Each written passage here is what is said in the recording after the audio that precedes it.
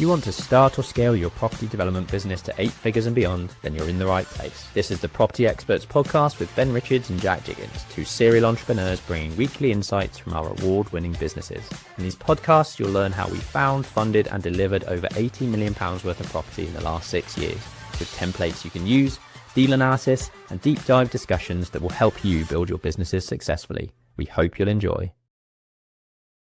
Hello, welcome to this week's episode. We are the 19th of December.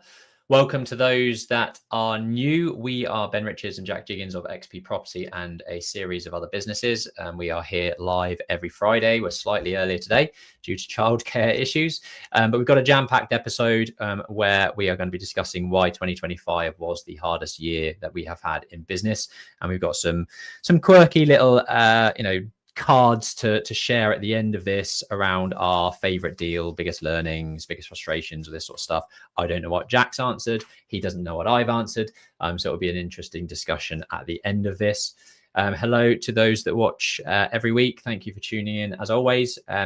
We are here to deliver 1,000 homes and £1 billion in property in the UK. And we do that by collaborating with trusted investors. We're property developers, we're property investors. And most people know us as being an ambitious, transparent, creative company and gentlemen that operate in London and the home counties. We've always got a number of property investment opportunities available to people looking to invest in UK real estate. We've got things from £200,000 investment all the way up to £5 million portfolios that we are looking to restructure or sell. So if you are interested in investing in UK real estate, want to talk to award-winning property developers like Jack and I, we'd love to hear from you and discuss how we can get your money working harder for you in UK real estate.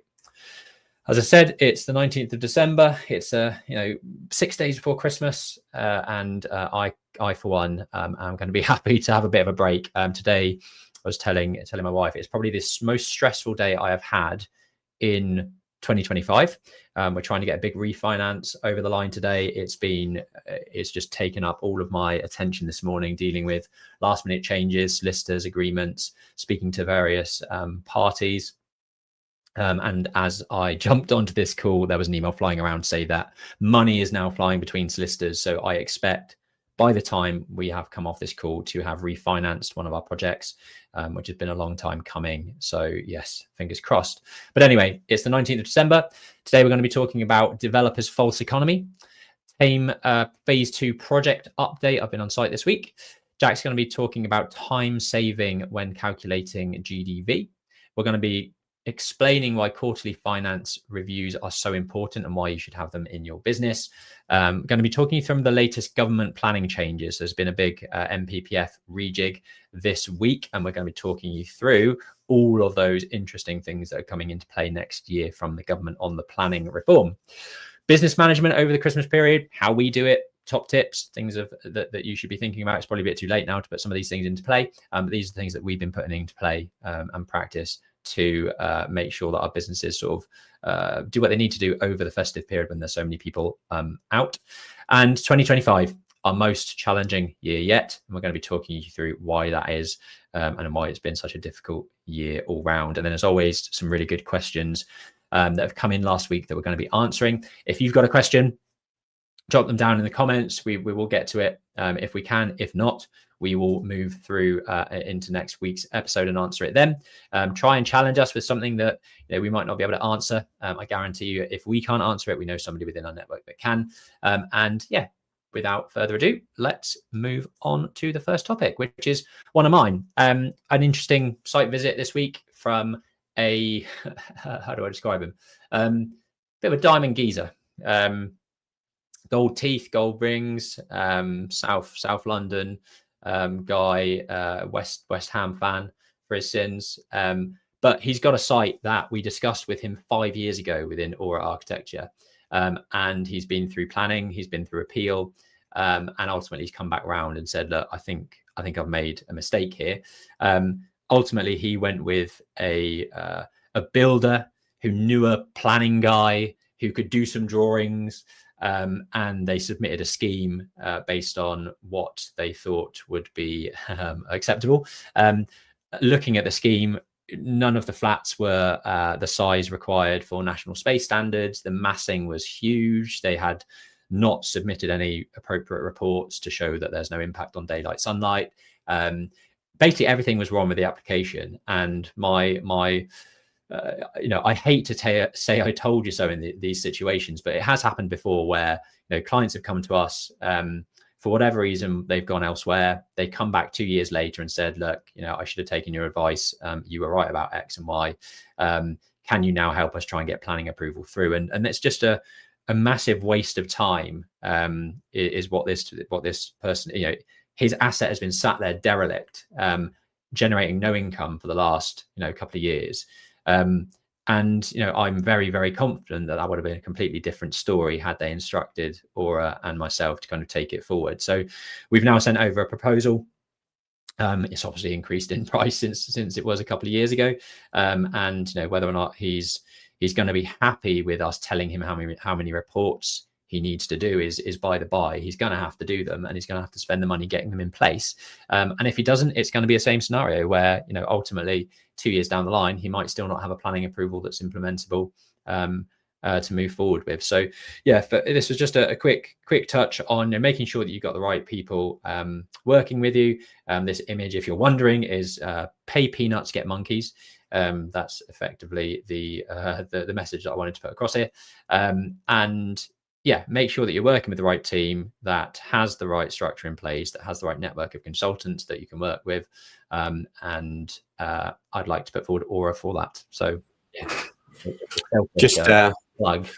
I mean, obviously we've talked about it before, where sometimes it's not also the value, the cost of the service, it's also the speed. And evidently, if he's come back to you 5 years later, the cost of those 5 years can be, is exactly the principle of our surveying business.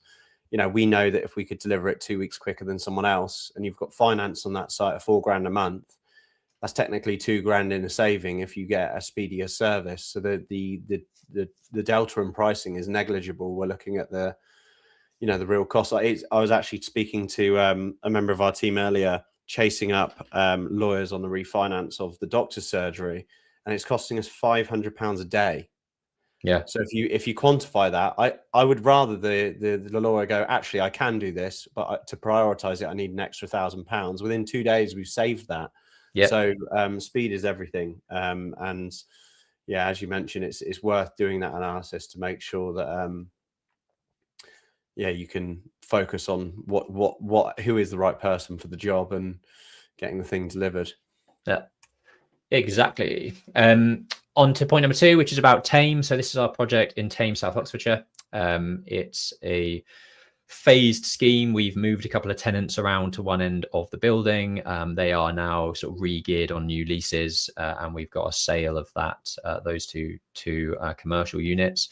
We've converted the centre section of the office into 9 flats. 7 of those are now sold. 2 are due to then complete in January next year, so that'll be all nine off our books. And then phase 2 is motoring along, and this is what you see on screen. So phase 2 is 11 flats. All of our utilities are already in place. The scaffolding's up around the building. We've got dormers created. We're waiting on the steel fabrication and installation to finalize all of that roof structure before then starting to install studwork walls and laying out the space up in that loft space with the 2 penthouses. Ground floor is really motoring along. This image on the left hand side is the ground floor. We've got basically all of the studwork partitioning in for the 5 flats down there. We've got plasterboard on those stud partitions, insulation in walls, in ceilings. First fix electrics is in. First fix extract mechanical ductwork is in. And in the first couple of weeks in January, we will have first fix sanitary ware going in. And as well as the windows, which are due for the middle of January. So things are really progressing really nicely. I was very happy to see everything in place where it was on my site visit this week. We can sell the final 2 flats in phase 1 now because we have created a secure stairwell up to those 2 units, which formed part of this phase 2 work. So phase 2A was effectively to get that staircase completed, get it fully finished, get it tightened up, handrails on, 4th floor finishes down, emergency lighting in, fire detection, etc., etc. And the fire suppression system was tested this week, and we are now due to get building control sign off on that section, so we can officially sell those final 2 flats of phase 1. So super happy with that. And things are motoring along with phase 2. So yeah, one thing I wanted to say, if you're tuning in on a podcast or audio format, I had a consultation this week, somebody into the office who said, look, how do I access your video, the video episodes of this podcast? So for those that are listening on audio, if you go to YouTube, there is a section called live. All of our live videos that are what you're tuning into now are in that part of YouTube. So it won't be under videos, because it's not technically a video, it is a live video, and YouTube has a separate section for those live videos. So head over to YouTube, head over to the live section, and all of the good stuff that we share on screen will be, yours to see. And we are a very visual podcast, because we've got a lot of property to share, a lot of business tips and tricks and charts and graphs and schedules and all sorts of good stuff that's very visual. So yeah, I definitely say YouTube is the best medium to watch from a video perspective. On that note, if you do get value from these, please make sure you subscribe, rate us across Spotify and Apple. We do these video podcasts every Friday afternoon, and then we repurpose the audio onto the audio platforms on Monday at 5 a.m, ready for your drive into the office. So yeah, please do rate us and review on Apple. Over to you. Lovely. I'm now talking about childcare. Sorry, I was a bit MIA at the beginning. Had the baby, which has now been offloaded. Ronnie's watching over from India. Hope you had a good flight out there. So I wanted to put this one in. It's sort of titled Time Saving GDV Calculations, and it actually came off the back of a one-to-one mentoring sort of gig with 2 brothers who are successfully running their development company. And we were talking about various different things, including strategy. And one of the pain points this developer has is they've looked at 300 deals this year. So that's almost 1 a day. I mean, it is if you only count working days. And they've struggled to get a single deal over the line. And I know you can sort of think to yourself, I always say to anyone from a mentoring or whatever it may be perspective, we're quite good at securing good pipeline. So typically, first port of call is, are you putting the activity in? That's point number 1, because I've had a lot of people at events that go, I can't find a deal, and I go, how many deals are you looking at? And they go, 1 every other week. And I'm like, well, you're not going to find something. The activity needs to be there. Second part is process. So once you start getting a larger volume of deals that you're looking at, even if it's a lower volume but a higher success rate, maybe like off-market stuff, you still need a process to manage yourself, to manage your sort of a leakage of bad time and being a busy fool, essentially. And the art of acquisitions is more focusing about discounting the deals that don't work quicker, rather than focusing so much on the deals that you really love the look of. It's a gorgeous site. It would be a flagship deal. Scrap that, look at the fundamentals, get to a point quickly where you can analyze it. We have a ready reckoner, or what we call a draft analyzer, where we just look at the high level figures to get a feel first, and then we take it through the stages of analysis. And one of the really time consuming things that is really important is gross development value calculations. And it's difficult. We've had a couple of deals this year where our GDV was as best we could get it, but when it comes to the red book, it's not quite there. So that you're then in this position where you're not able to leverage the site as you potentially thought you would be able to. And the gross development value is the largest number on the spreadsheet. So if that's 5% out, it will have more of a detrimental impact than if your build costs are 5% out, for example. So it's really important to get the GDV calculations together, but you've also got to quantify when you spend that time on getting the gross development value. So I've already talked about this in the past. I've called it our comps acid test. Very catchy, I know. And I'm going through why it's broken down, because I think before I talk through the process, but I want to sort of talk about how much time you should spend on that. and at what point of deal analysis that you will look at that. Because if you're spending a week pulling a bid together, I may spend 2 days getting a bid together, which means I can bid on 3 times as many sites, which gives me 3 times the chance of securing a deal. And it's all about that quantification of your own time. So to get a spreadsheet going, we'll use a blended number from like a property data or a search land. Yes, it is inaccurate. It's probably 5 to 10% inaccurate, but it gets the spreadsheet going. And the reason that we do that is because it takes about 1 minute to pull all of that together.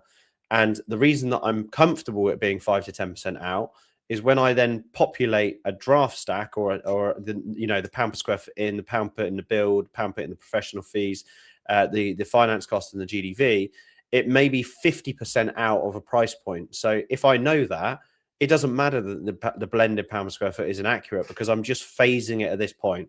So that typically takes 1 minute to pull together. So you can, at that point, analyze a deal and see if it's not going to work or it is going to work, and then justify your time spending more time on it. You can then also pull, so let's assume we've done that, deal looks okay. You can then spend time pulling a report through one of these platforms or asking one agent to do like a sales comparable report. Should only take you a few minutes because you can populate what type of properties stock you'll be selling in the area. You could tell the agent that, obviously. And that should only be a few minutes of your time to pull together. And that's obviously more accurate, well, should be more accurate than doing a blended pound per square foot, for example. We're then starting to now manifest a more accurate deal. At this point, I would say you're probably within 5% inaccuracies.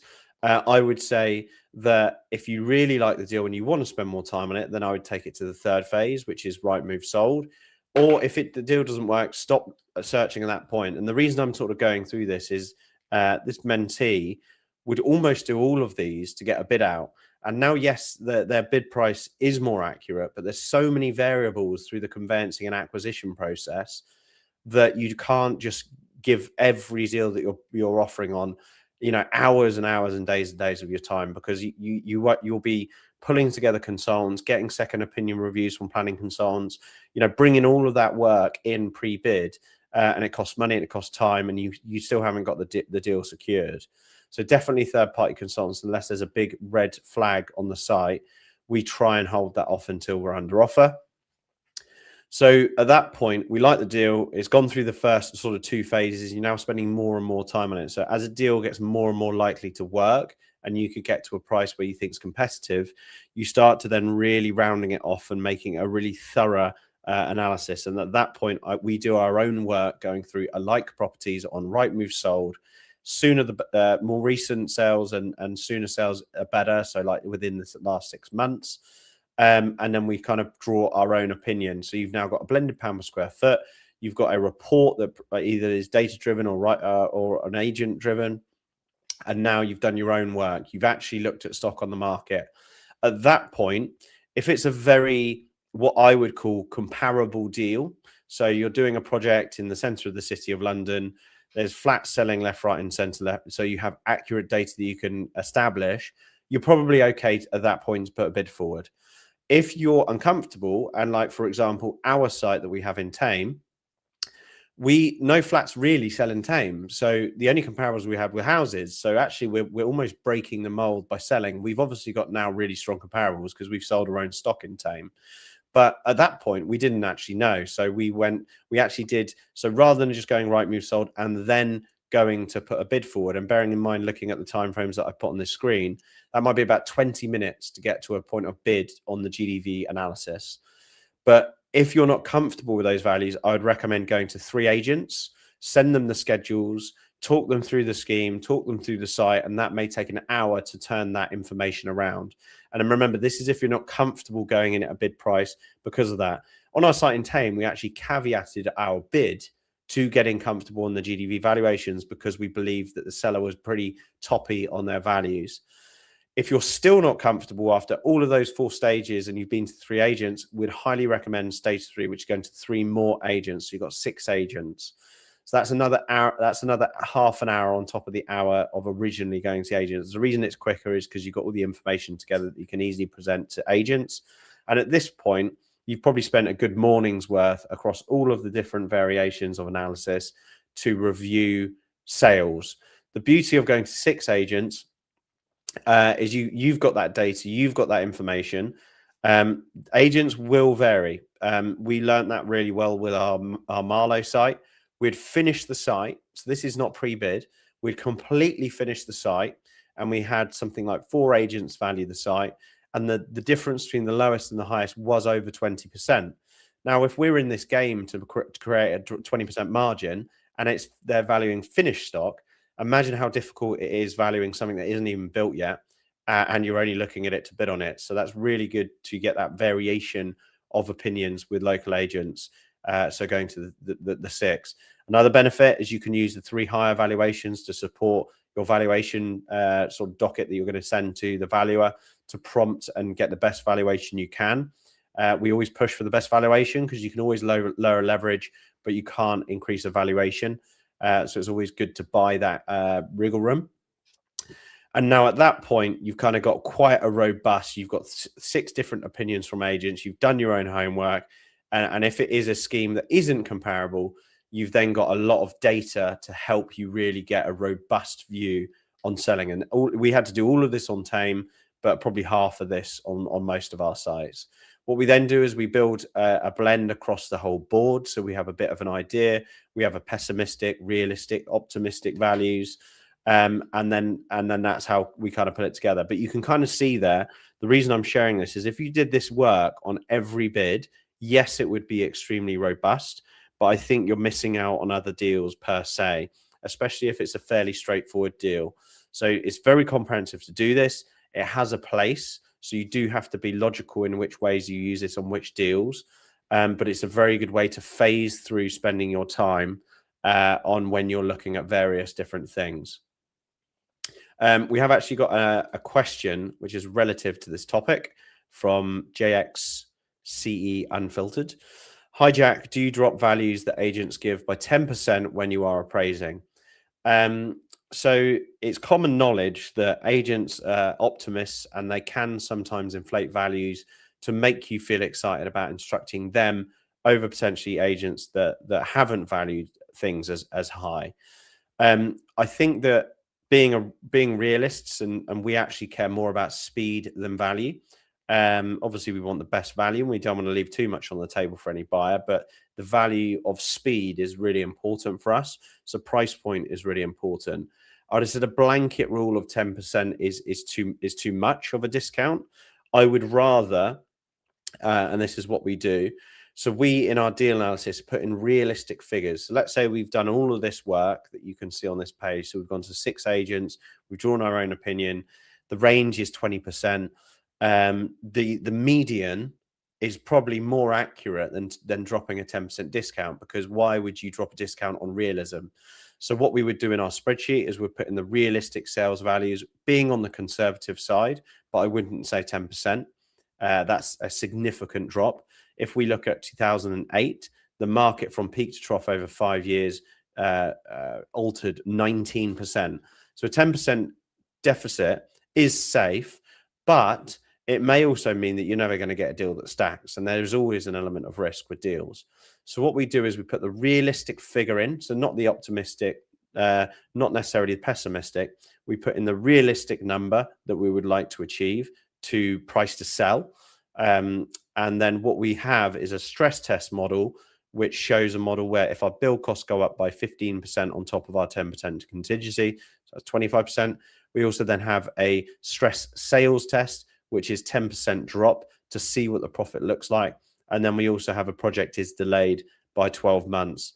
What we like to see in our deals, that if all 3 of those things happen, there's still a profit in the deal.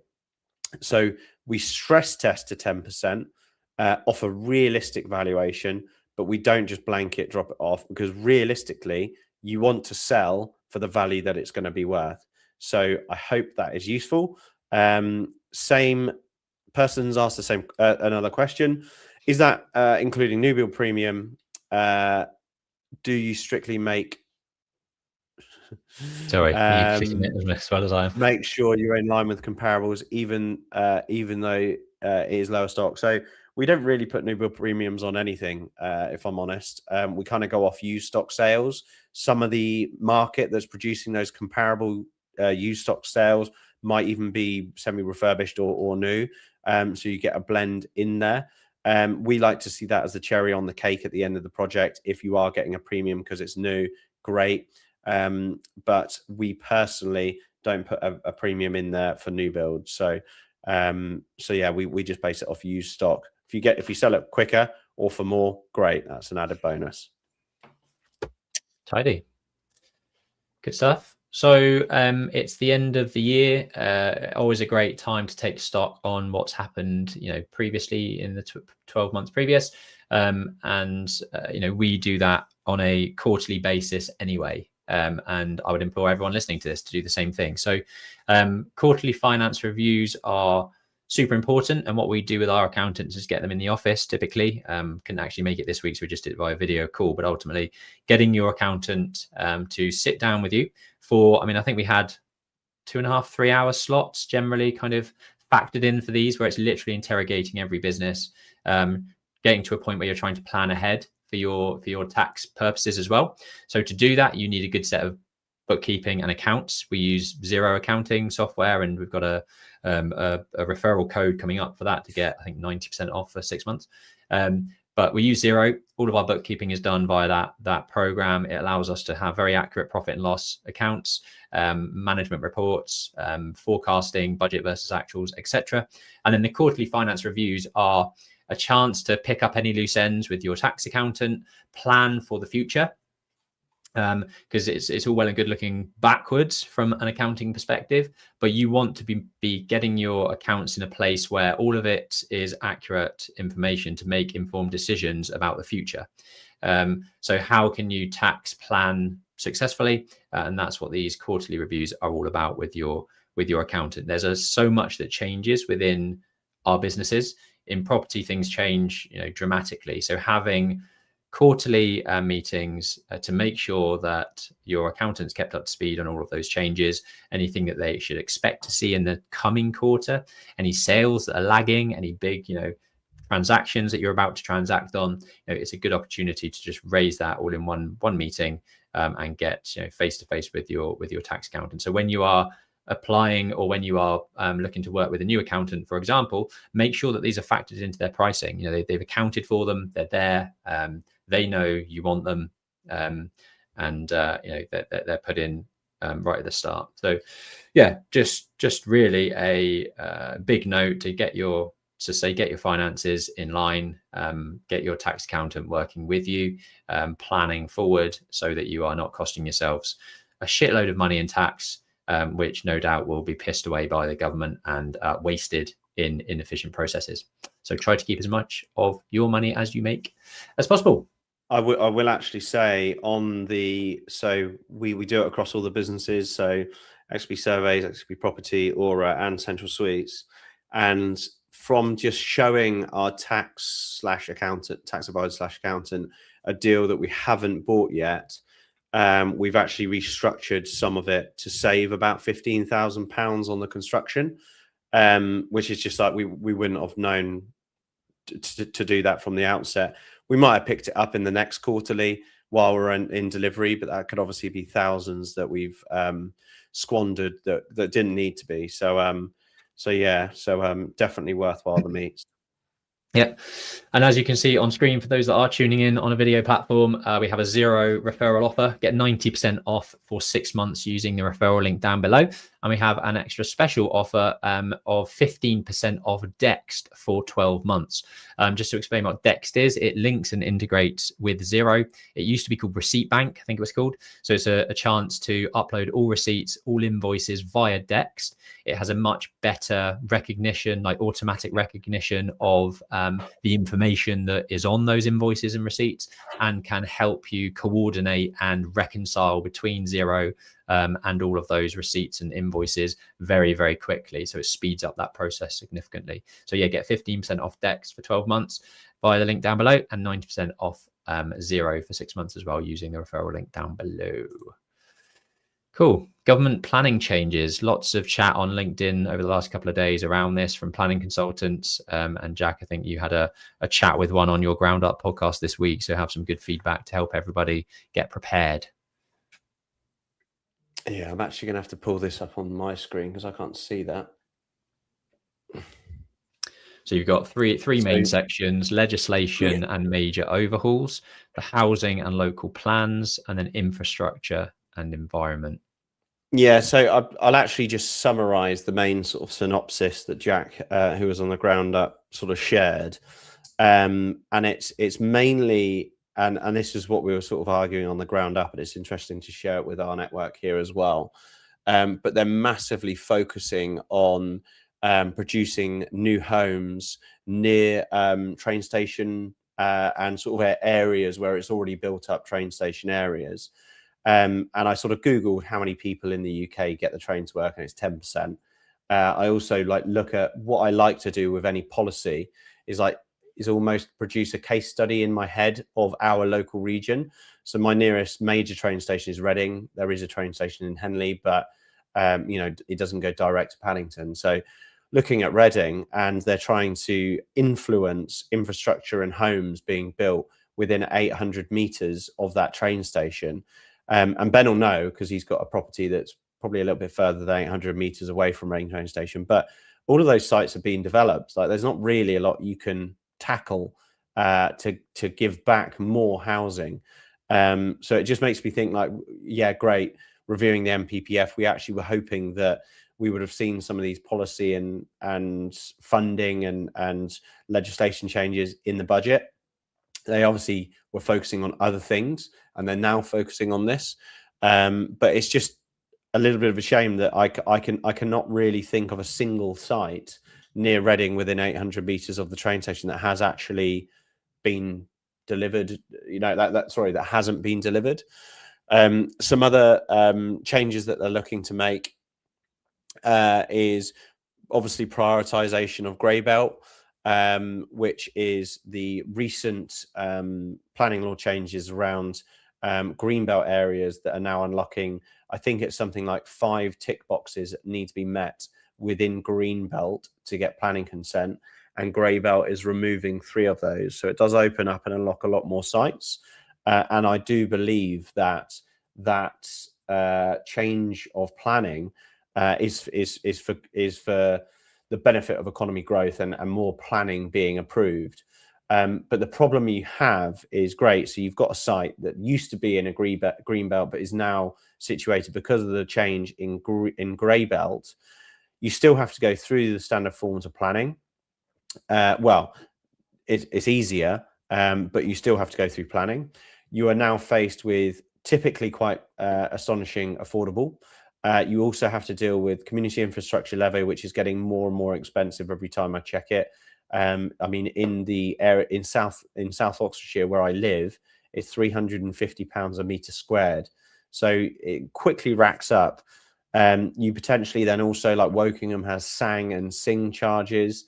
You've obviously got BNG, which will be a huge hit on anything in the grey belt, and they're not looking to really offer any relief in these taxation areas, other than potentially refining BNG a little bit. So even though it's all well and good unlocking more sites, I think that there still needs to be improvements made to the planning process, the funding, the taxation to get the planning. Everyone complains that landlords or developers are greedy and houses are not affordable in the UK anymore. But if you actually looked at how much tax the developer pays, who then has to charge that on the purchase price, the tax is greater than our profit. So the real problem is the taxation, which does tend to limit what SME developers can do. They're also looking at supporting larger applications, which it's just ridiculous. So I think we're almost at a tipping point at the moment where we've had one of the smallest application rates approved, just looking at the South and London, against the most against the smallest amount of sites that have started, broken ground, starting with the foundations. So planning is hard and it's difficult to get planning, and people are actually holding off planning applications. But not only that, once they've got the planning consent, they're not building. And those people that are not building are typically much larger outfits compared to XP Property or the SME developer.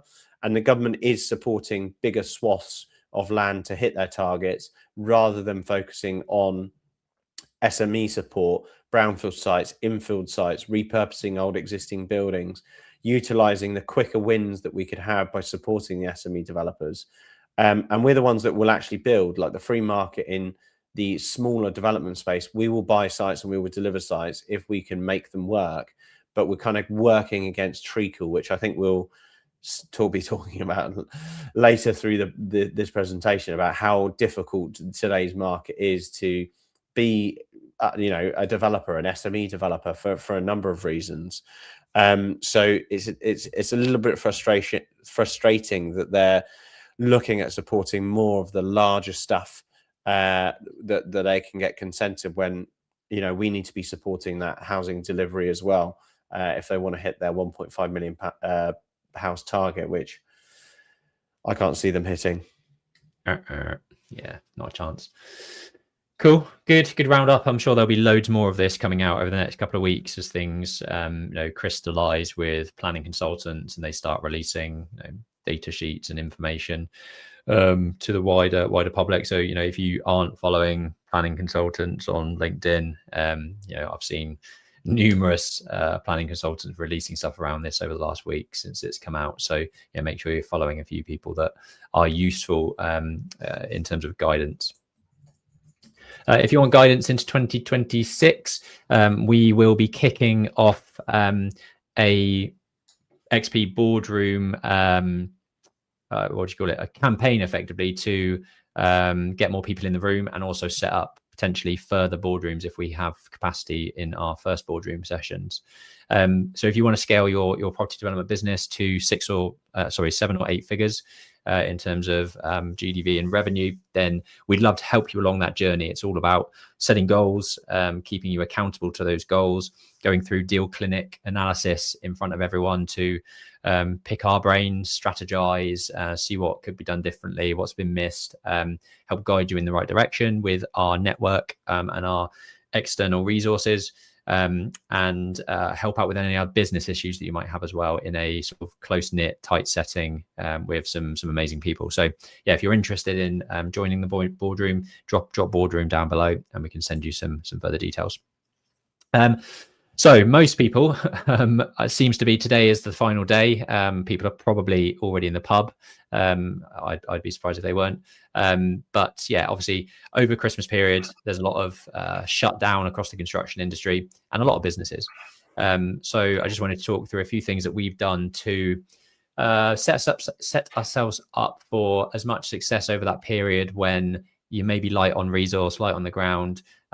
People aren't working as much as they were, and hopefully you can take a few things from this. So a few things that I've done, and Jack, this was my topic that I added, but if you can think of anything in the background, then chip in afterwards. But I've made sure that all of our staff holiday is very, very clearly noted in our sort of group calendars. I am terrible, even if I signed something off early this morning from an annual leave for one of the team perspective, by the afternoon I've probably forgotten, and I've probably said to them, oh, can you do X, Y, and Z? And then they turn around and say, well, I'm not working tomorrow. I'm like, oh shit, yeah, I forgot. So to have it all in one place on the calendar very clearly, I can see who's in which day is a massive positive for me.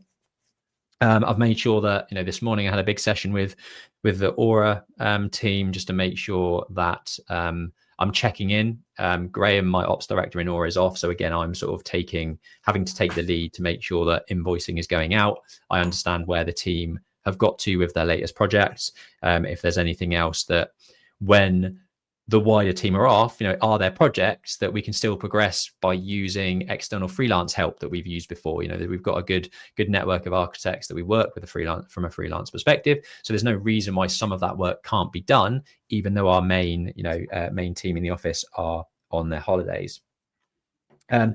Some things that I know a lot of businesses do are set targets for like a pre-Christmas rush. So, the first 3 weeks of December, there before everyone breaks up, there is a clear sort of, and this is something I think we'll probably start to introduce next year, Jack, is like a target of, you know, potentially financial reward for getting X, Y, and Z done before the Christmas break.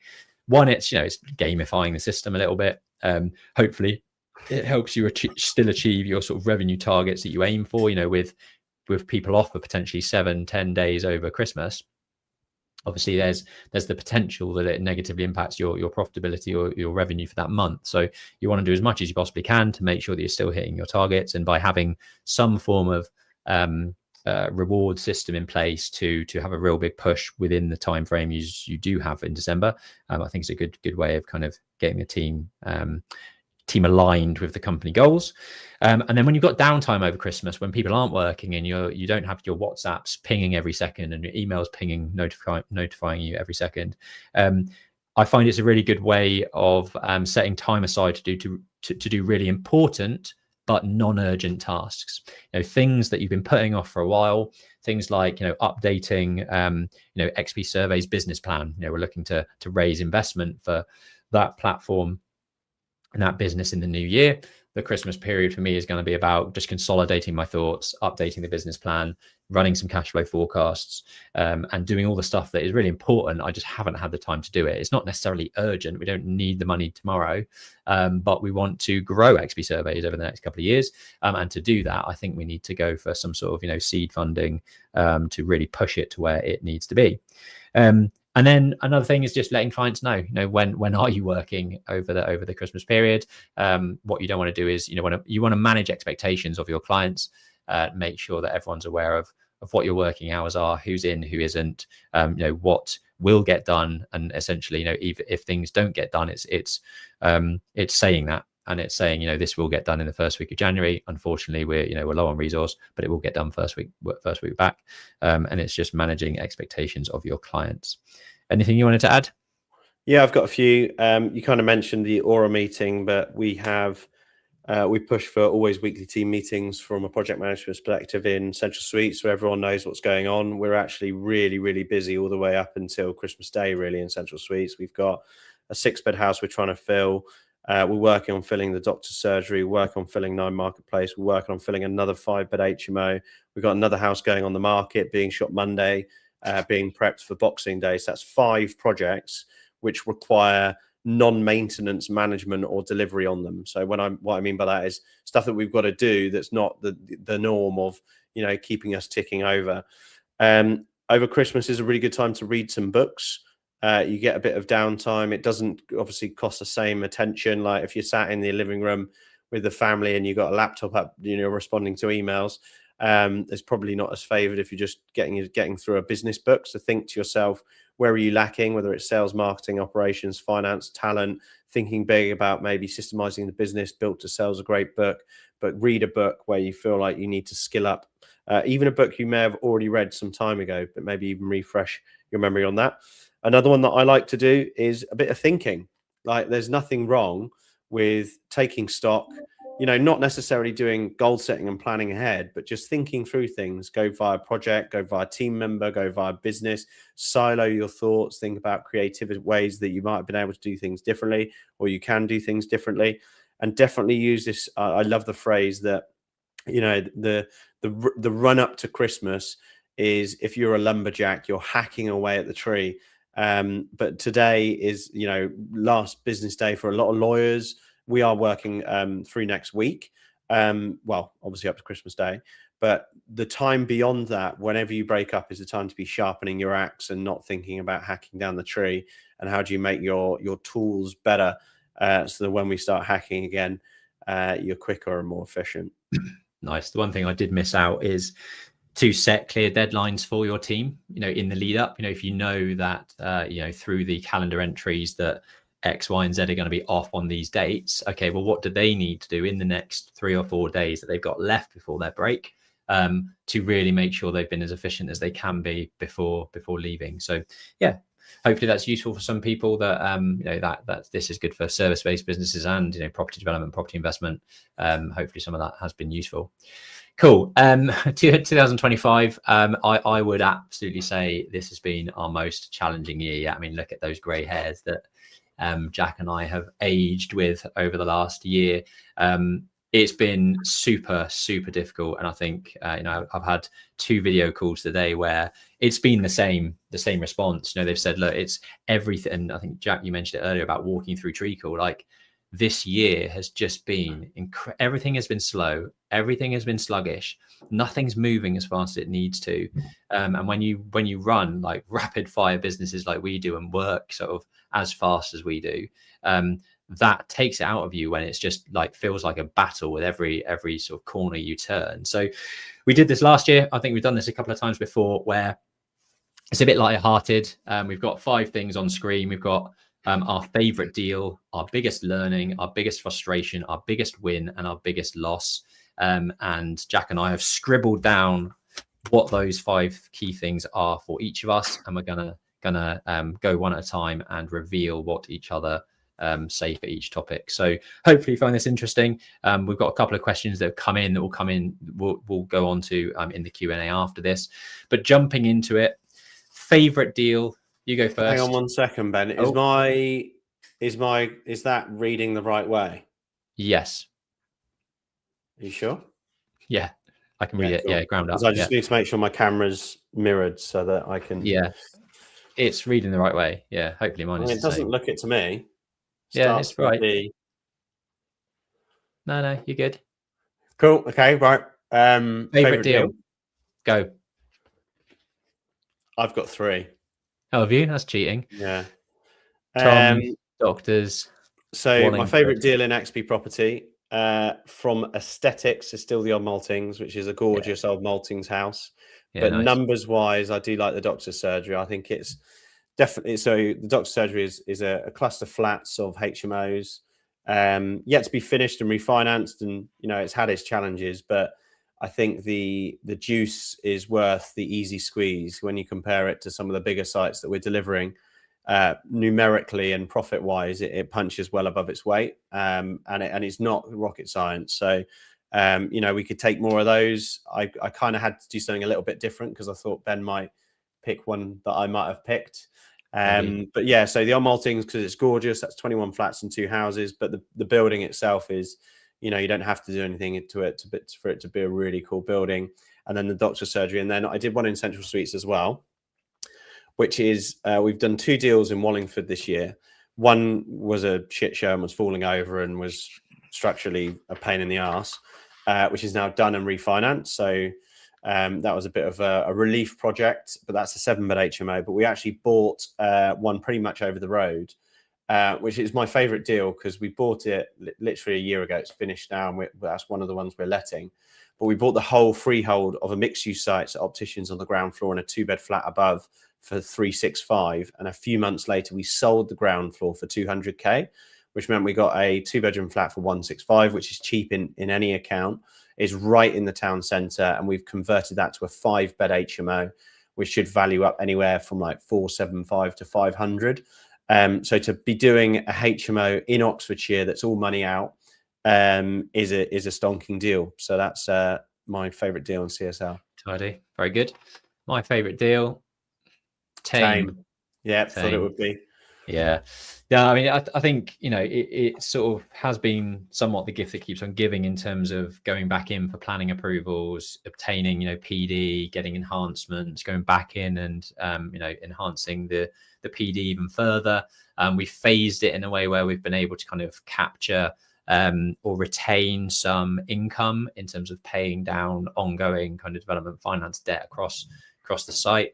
I think it's come to the fore because the last 3 months we've made really, really good progress on phase 2, and I've talked about that earlier in this session. But I think we've learned a lot over the last year to 18 months in terms of certainly when it comes to commercial conversions, and with phase 2 of Thame, I feel like all of those learnings are the reason why it's going so well and so fast, because we've we've made a few mistakes. We've recovered from those. We've made sure that they're not being rolled out, in the latest phases. And, I'm not, Tom's doing a good job of managing it. The builders are cracking on, and I'm not having to do a huge amount of oversight. The oversight that I give is really where my value is, and that's kind of value engineering, looking at the structure, architecturally and design wise, kind of planning ahead for potential problems. And I've been able to not have to be in the sort of real nitty gritty of what's going on site, but I've been able to add the value that I feel like I bring to site. So yeah, favorite deal. Thame? Yeah, Thame was probably going to be mine, so I'm glad I did a different one. Biggest learnings? What you got? Tough markets make it tough for everyone. Like, I feel like we're pretty good at what we do, and it's tough. So just like you can almost navigate. It's really difficult not being rewarded for good decision making, good structure, and good ways to manage a deal when everything else is just an absolute pain in the ass. Like, I feel like we can get all of our ducks in a row for a successful project, but then it's delayed by a utility connection or planning or lending. So there's just always something that's got to let the side down. And sometimes, more often than not, it's everything. Like, we're dealing with all of those problems at once, and they're a problem every phase of the way. And because we phase our site 3 times, we've got that problem 3 times over. It's been tough, but it's tough for everyone. And even if you think, like, I feel like we really sweat assets really well, and we're very good at problem solving very well, but it's still tough. Biggest learning is because you kind of think, we've been running our business for 8 years now, and you kind of think, year 8, it's just going to be like water off a duck's back. Systems will be in place, team will be in place, which they all are. But I still feel like we're fighting like it's year 1 this year. So it never goes away. Come the day where we can do some easier market, there's an easier market for deals, or we'll relocate, who knows. But it's tough for everyone. There's some sea-based analogies that I've heard you use in the last couple of days around this topic, and it's smooth seas, but no, rough seas make good sailors. And then there's also the when times get tough like this, you really get to see who's swimming with no pants on when the tide goes out, or something like that. He's not wearing, when the tide goes out, you see he's swimming naked. And luckily we've still got our pants on. So I think I completely see that one. My biggest learnings are around, where am I going? Over there. Business structure.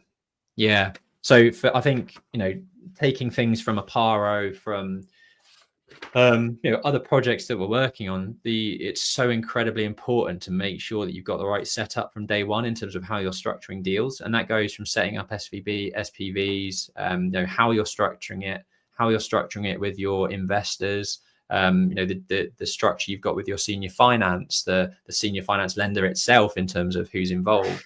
And I just think it's become even more apparent to me that, to spend the time at the front end doing your due diligence, making sure that structure is watertight from day one. And actually, this is also about working with the right people. You can have the best business structure possible, but if the people in that structure are difficult to deal with, or make things challenging, is it the right structure? It's probably not. So biggest learnings, getting the business structure right from day one. Biggest frustration? As I just said, everything's terrible, but I've gone legals and lenders, not investors. I actually really enjoy working with our investors, the lenders, the debt piece, the banks, red tape. It's just like, the gift that keeps on giving is Thame, and the problem that keeps on probleming is lenders. Like, it's like they call the shots, and it's just so difficult to get anything done or over the line. Like, what you actually, I always say, the term sheet that you get at the beginning is like the, luscious bowl of fruit, and then you end up with a raisin at the end that you've fought through tooth and nail to get through lines. It's just painful, like super painful, which is why we like working with intuitive boutique lenders, because it makes life easier. But our bigger deals, we get the quantum to work with the well-known established challenger banks and banks, just painful, just absolutely painful. Feel your pain. after today. Mine is the UK government. I mean, honestly, we don't like to get too political on this, but I just, I was hoping that in 2026 we'd see a little bit of light at the end of the tunnel and room for growth and productivity. And I'm just very, very worried that 2026 is going to be another 2025, and we're going to be sat here on December 19th, 2026. Saying it's been again our most challenging year, which is just not what you want. It's should be the other way. You want your every year to be your most successful and your most productive and all this sort of stuff, rather than your most challenging. But yeah, I don't think the UK government have really helped any of that. I don't generally. I hate politics. Simple as that. I just want to get down and crack on. And we have to in our businesses, because ultimately we can't control the UK government. But it's just frustrating when you see these things happening around us. It's hard enough being a business owner and a property developer, for example, without having to wade through that treacle that effectively the government have sort of thrown at you. So yeah, biggest frustration, UK government. Biggest win. Let's do some positives here. What's your biggest win is? My biggest win of the whole year was the kind of on the note that we've just been talking about is I was driving out of Westfield's car park, and the card machine wasn't working, so the guy just let me through the barrier, so I didn't pay £9.50. I mean, that's my joke. I've got a genuine one. I'm going to say the team. I struggled to think about our wins, if I'm honest. I feel like every deal has got it's like our deals used to look like brand new cars coming off the forecourt, but every single deal's got a dent in it somewhere where someone externally has decided to ram into us.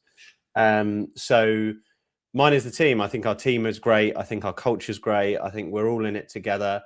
I think that we've always had some fundamental people leave us at very different points. They always feel like the puzzle was never complete. But I just want to put kudos out there to the team. I think they've been working super hard also through this difficulty of a year. And yeah, it's been a challenging year, and they've really dug in. Laura's, which is Ben's significant other, said, "What about having our baby?" Obviously, that's that is the win. But I don't think property developers really give a monkeys about me having babies. They'll probably rather hear more about what business requirements are a win. But there you go. Yeah, fair. Cool. My biggest win has been the client portal. Like, Trevor's done a great job on that. I've been super excited to see that kind of play out since my holiday, when I sort of started building that. It's always been something that has been on my mind in terms of progressing things and giving a USP and an edge to XP surveys that no other surveying practice has. I mean, we've got our instant quoting tool, which is a USP that nobody has. We've now got a portal that is starting to get rolled out across all of our architecture clients, and clients in general, which just looks great, works really well, integrates with all of our project management tools. And in the new year, I'll probably do another update in terms of sort of a 5-minute run through of how it works, because I do think it's super slick.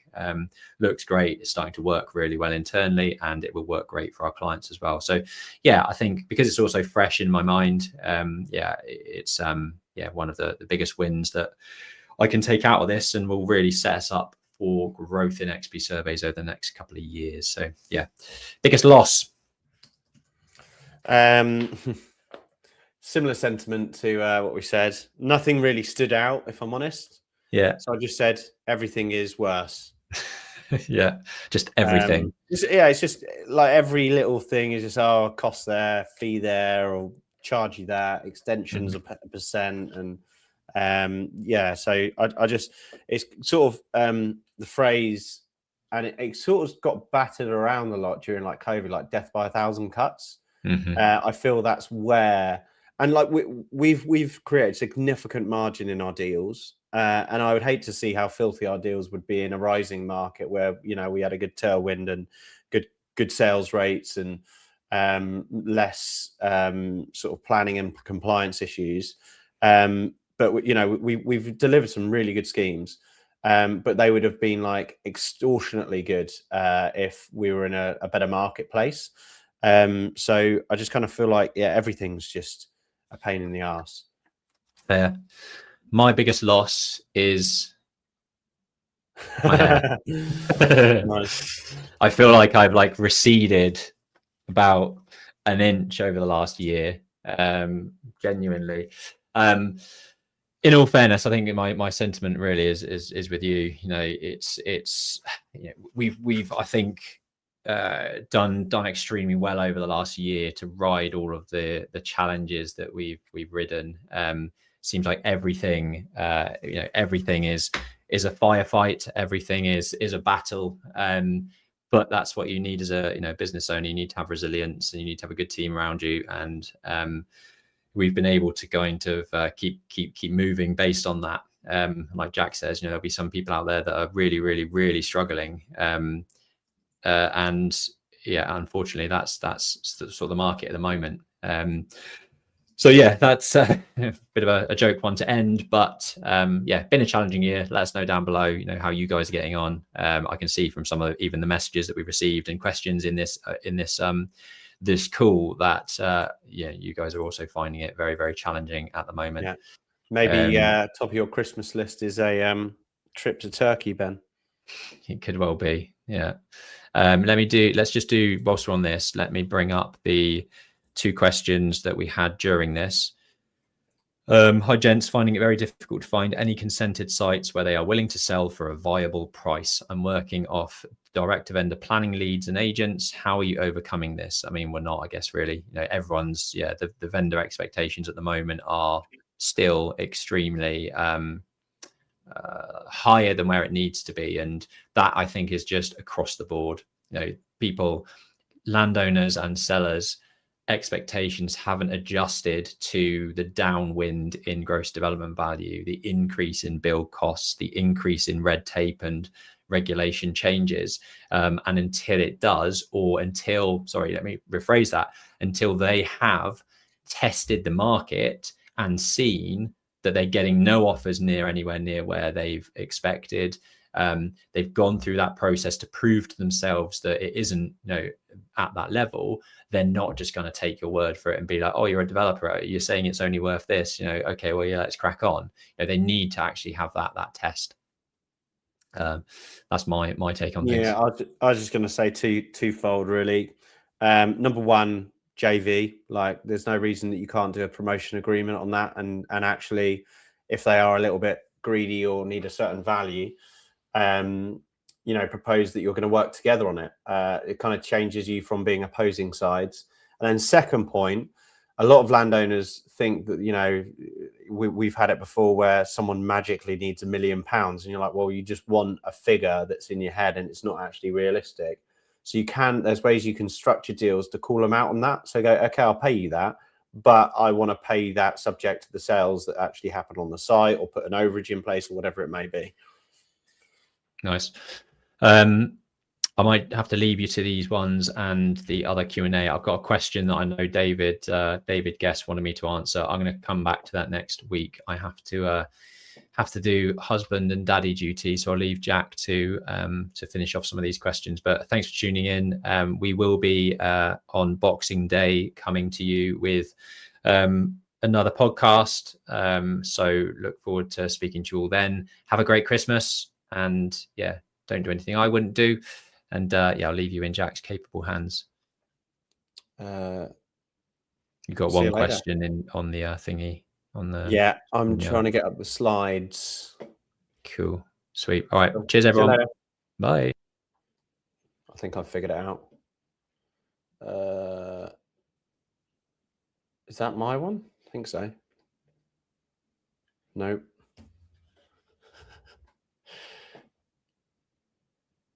Cool. I think this is mine now. So questions for JVs where investor wants to put up all the cash. How do you structure SPV and shareholders agreements?